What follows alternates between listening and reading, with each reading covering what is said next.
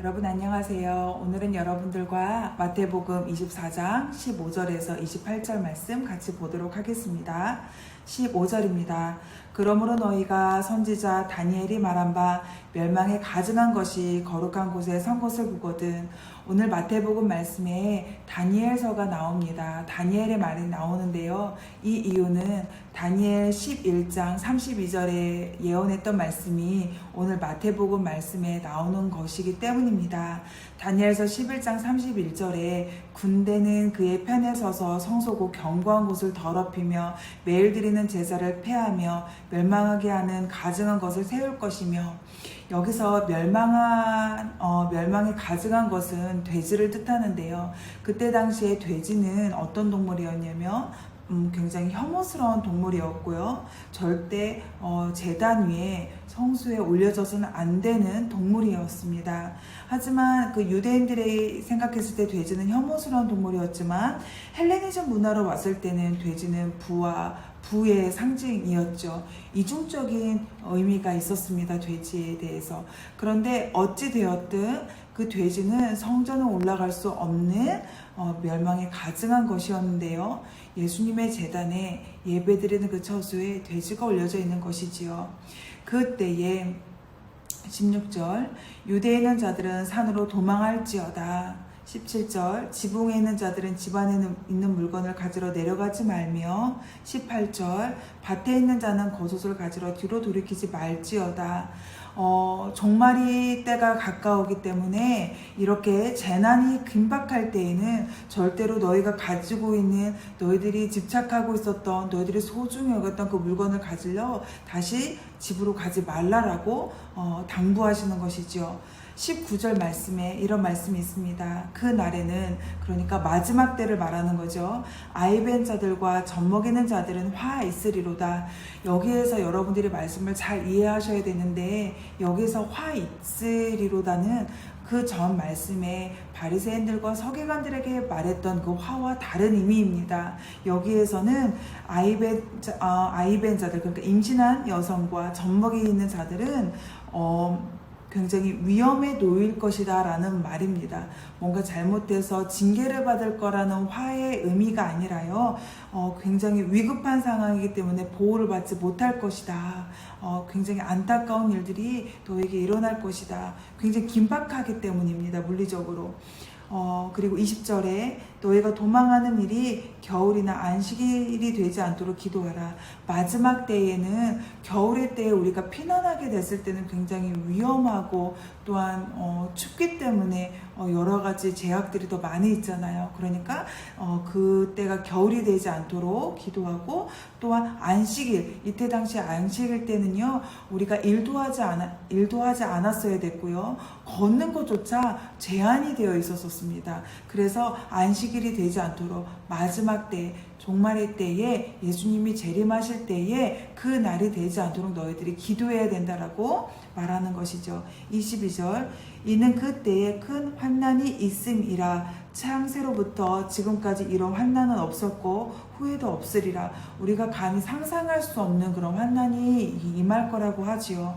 22절 그 날들을 감하지 아니하며 모든 육체가 구원을 얻지 못할 것이나 그러나 택하신 자들을 위하여서는 그 날을 감하리라. 여기서는요, 하나님께서 택하신 사람, 그러니까 예수님 편에 선 자들, 하나님 편에 선 자들은 그 날에 감하리라, 그 날에 보호해 주시겠다라고 말씀하시는 것이죠. 우리가 지금 예수님을, 그리고 하나님을, 또한 성령님을 우리가 잘 따라가고 있습니다. 우리가 그날이 언제 임할지 모르지만 항상 예수님을 우리 마음의 주인으로 모시고 우리가 마음을 다하여서 주님을 따라가기 시작하면 그 날에 마지막 때에 임한다 할지라도 우리는 보호 아래에 있을 거라고 주님께서 약속해 주시는 것입니다. 그 다음 23절입니다. 이제는 앞절 말씀에는 재난의 그 물리적인 우리가 어떤 보호가 필요한지에 대해서 말씀하셨다면, 23절부터는 이제 영적인 보호에 대해서 말씀하십니다. 그때 사람이 너에게 말하되 보라 그리스도가 여기에 있다 혹은 저기에 있다 하여도 믿지 말라. 그때 당시에는 이분이 예수님이야, 저 사람이 예수님이야, 이분이 예수님이야, 사람들이 그리스도가 여기 있다 저기 있다 그런 말이 들려도 너희들이 믿지 말지어다 라고 당부하시는 것이죠. 마지막 때에는 어떤 사람들이 일어난다고 합니까? 24절, 거짓 그리스도들과 거짓 선지자들이 일어나 큰 표적과 기사를 보여 할 수만 있으면 택하신 자들을 미혹하리라. 이제 그날이 되면은 믿는 사람들까지도 미혹되게 만드는 거예요. 거짓 그리스도가 나타나고 거짓 선지자들이 나타나고, 요즘 최근에 자기가 예수다, 자기가 신이다라고 말하는 사람들이 있지요. 절대 그런 일이 나타나도 너희들이 믿지 말라라고 말합니다. 그러면서 25절, 보라 내가 너에게 미리 말하였노라. 26절, 그러면 사람이 너에게 말하되 보라 그리스도가 광야에 있다 하여도 나가지 말고 보라 골방에 있다 하여도 믿지 말라. 어떤 사람들의 말에도 너희들이 현혹되지 말지어다. 그러면서 아주 중요한 말씀을 27절에 하십니다. 번개가 동쪽에서 나며 서편까지 번쩍임 같이 인자의 임함도 그러하리라. 여러분, 여기에 번개의 비유를 들었죠. 여러분, 우리 번개를 치면은요, 이 동쪽에서 번개를 쳐도 서쪽에서 그 번개를 다 보게 되죠. 마치 그리스도께서 재림, 그 마지막 때에 예수님께서 재림하실 때에는 이 사람은 저분이 예수님입니다, 이 사람은 저분이 예수님일 거야 라고 말하는 게 아니라, 마치 번개가 쳤을 때 동쪽에서 그 번개를 확인했을 때 서쪽에 있는 사람들은 동일한 번개를 확인하는 것처럼 모두가 다 알게끔 예수님께서 오신다라는 것입니다. 그렇기 때문에 너희들이 그 거짓 선지자, 거짓 그리스도라고 말하는 사람들의 말에 미혹되지 말지어다. 예수님은 그렇게 오실 거다라고 말씀하시는 것이죠. 28절입니다. 주검이 있는 곳에는 독수리들이 모일 것이니라. 여러분, 왜 우리가 말씀을 묵상해야 되고 말씀을 정말 가까이 해야 되는지 아십니까? 마지막 때에 오면은 우리가 혼미하게 됩니다. 우리가 말씀으로 무장되어 있지 않으면 정말 그때는 정말 극도로 불안할 수도 있고요. 무섭기 때문에 누가 예수님이라고 하면 정말 예수님 같아서 따라가게 돼요. 요 근래에도요, 정말 많은 재난과 지진과 많은 정말 종말의 때와 같은 느낌의 그러한 자연재해들이 일어나죠. 이때 누가 내가 예수님이다라고 하면 말씀으로 약한 사람들은 정말 그 사람이 예수님인 줄 알고 많은 사람들이 혼미해 서서 그 뒤를 따라가는 것입니다. 여러분, 그러하기 때문에 우리가 우리의 자녀들에게 말씀을 가르쳐야 되는 이유가 여기 있습니다. 우리가 세상의 학문을 가르치는 건 너무나 중요한데요, 그 중에서도 제일 중요한 것은 우리 자녀의 세대들이 이 마지막 때에 많은 사람들의 말에 혼미하지 않도록 우리가 말씀으로 양육해야 되는 이유가 바로 여기 있습니다. 또한 우리 자녀 세대들, 청소년, 초등학교, 고등학교, 대학생들도 정말 이 말씀을 끝까지 붙잡아야 되는 이유가 있다면 우리가 하나님 편에 서서 분별할 수 있는 것이죠. 이 말씀을 모르면, 여러분 오늘 이 말씀을 듣지 못했다면 정말 예수님이 오신다고는 했는데 어떤 모습으로 오실까? 정말 저분이 예수님이시진 않을까?